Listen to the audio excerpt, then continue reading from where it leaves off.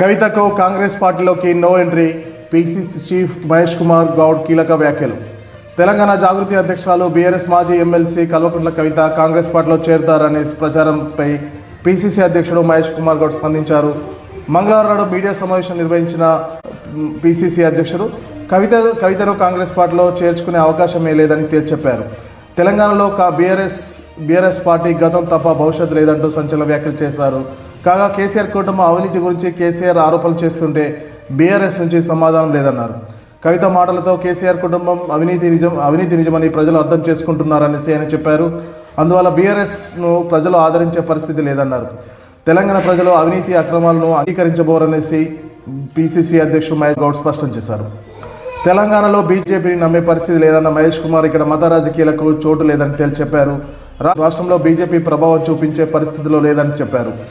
BJP Hindu సెంటిమెంట్తో ఎన్నిసార్లు ప్రజల మద్దతు పొందగలదని ఆయన ప్రశ్నించారు.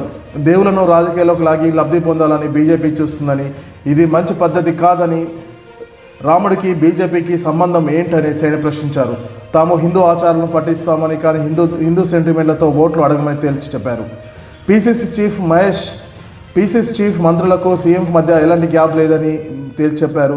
ఇతర మంత్రుల శాఖల్లో ముఖ్యమంత్రి తలదూస్తున్నారన్న వాదనలు కూడా ఆయన తోసిపుచ్చారు. మంత్రులకు పూర్తి స్వేచ్ఛనిస్తున్నారని వెల్లడించారు. డీసెంట్రలైజేషన్ కోసమే మేడారంలో కేబినెట్ మీటింగ్ సమావేశం ఏర్పాటు చేస్తున్నట్లు మహేష్ కుమార్ గౌడ్ తెలిపారు. మా ప్రభుత్వం అమలు చేస్తున్న సంక్షేమ పథకాలు ఏ రాష్ట్రంలో అమలు చేయడం లేదన్న మహేష్ కుమార్, ప్రజల అవసరాలకు తగ్గట్టు మా ప్రజాప్రభుత్వం పాలన చేస్తుందని, మొదటిసారి హైదరాబాద్ బయట కేబినెట్ మీటింగ్ను పెట్టడం శుభ పరిణామం అన్నారు. మున్సిపల్ ఎన్నికల్లో రెబల్స్ లేకుండా చూస్తామని, కాంగ్రెస్ పార్టీలో నేను అన్న పదానికి విలువ లేదన్నారు. జిల్లాల విభజన బీఆర్ఎస్ అశాస్త్రీయంగా చేసిందని, ఇప్పుడు కమిటీ వేసి శాస్త్రీయంగా మార్పులు చేసి సవరించాలనేసి సీఎం భావిస్తున్నారని, జిల్లాలను తీసివేయాలన్న ఆలోచన కూడా మాకు లేదని, అలాగే భూభారతిలో జరిగిన అవినీతిని ఆధారాలు ఉంటే ఇవ్వండి, చాలు చర్యలు తీసుకుంటామని చెప్పారు. కార్పొరేషన్ చైర్మన్ పోస్టులకు భర్తీ చేస్తామని, పదవులు తక్కువ ఉన్నాయి, డిమాండ్ అధికంగా ఉందని చెప్పారు. పార్టీ మారిన నియోజకవర్గాల్లో పార్టీ నాయకులకు ఇబ్బంది లేకుండా చూస్తామని మహేష్ కుమార్ పేర్కొన్నారు. సీఎం రేవంత్ రెడ్డికి తెలంగాణ ప్రయోజనాలే ముఖ్యమని, ఒక్క నీటి బొట్టును కూడా వదలమని తేల్చి చెప్పారు. మున్సిపల్ ఎన్నికల కోసం పార్టీ తరఫున ఒక కమిటీ వేస్తామని, సర్వేల ఆధారంగానే టికెట్లు కేటాయిస్తామని తెలిపారు.